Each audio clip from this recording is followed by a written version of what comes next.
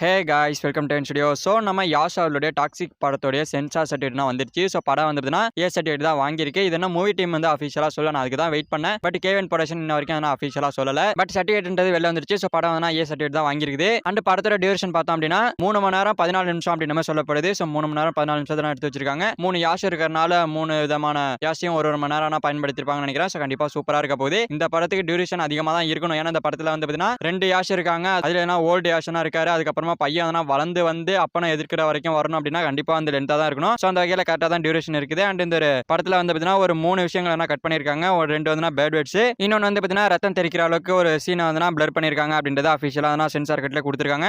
And படம் ரிலீஸுக்கு இன்னொரு 4 நாள் தான் இருக்கு. சோ 4 நாள்ல தெரிஞ்சிடும் டாக்ஸிக் படம் எப்படிப்பட்ட படம் அப்படின்றது. சோ போஸ்டர் ஒன்னு மொரட்டத்தனமா இறக்கிட்டு இருக்காங்க மூவி டீம். சோ செம்மையா இருக்குன்னு தான் சொல்லணும் ஒவ்வொரு போஸ்டரும். சோ வெறித்தனமான இறக்கி வந்ததுன்னா கவுண்டிங் போஸ்டர்னா கொடுத்துட்டு இருக்காங்க. சோ வேற மாதிரி பண்ணிட்டு இருக்காங்க. அண்ட் டிக்கெட் புக்கிங்கை பொறுத்த வரைக்கும் தமிழ்நாட்டில் ஓப்பன் பண்ணிட்டாங்க அப்படின்னு சொல்றாங்க. நானும் போய் பார்த்தேன். சென்னையில் இன்னும் ஓப்பன் ஆகல. அதுக்கப்புறமா தஞ்சாவூர்லாம் ஓப்பன் ஆயிடுச்சு. அதுக்கப்புறமா இன்னும் ஒரு சில இடங்கள்ல ஓப்பன் ஆகாம இருக்கு. ஸோ வெயிட் பண்ணுங்க. இன்னும் 4 நாள் தானே இருக்கு. ஸோ கண்டிப்பா 3 நாள் இல்லைனா 4 கூட வந்து ஓப்பன் பண்ண வாய்ப்புகள் இருக்கு. பட் ஓப்பன் பண்ணிடுவாங்க. படம் வந்து பேன் இண்டியன் படம். ஸோ இங்கிலீஷ் லாங்குவேஜ்ல ரிலீஸ் ஆகுது. ஸோ அதனால டிக்கெட் புக்கிங் ஓப்பன் பண்ணாமலாம் இருக்க மாட்டாங்க. எல்லா ஏரியாலையும் ஓப்பன் பண்ணி படத்தை மிகப்பெரிய ஒரு வசூல் எடுக்க வைக்கணும் அப்படின்றதுக்காக வந்து கண்டிப்பா வந்து ஓப்பன் பண்ணுவாங்க. ஸோ வெயிட் பண்ணுங்க.